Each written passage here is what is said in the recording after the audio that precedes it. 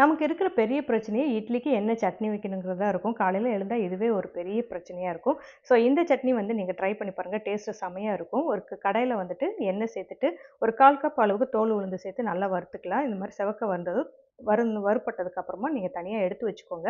நான் நல்லெண்ணெய் சேர்த்தனால அது லைட்டா நுரைச்ச மாரி இருக்கு. நீங்க நார்மல் ஆயில் கூட யூஸ் பண்ணிக்கலாம்.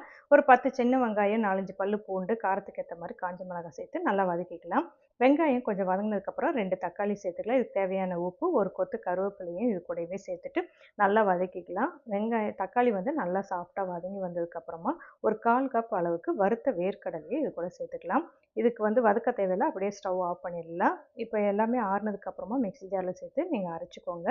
கடுகு, கருவேப்பிலை சேர்த்து நம்ம நார்மலா சட்னி தாளிக்கிற மாரி தாளிச்சுக்கலாம். இந்த சட்னி நிஜமாவே ரொம்ப டேஸ்ட்டா இருந்தது. நீங்க ட்ரை பண்ணி பாருங்க. இட்லி, தோசை கூட ரொம்பவே அருமையா இருந்தது. நீங்களும் ட்ரை பண்ணி பாருங்க.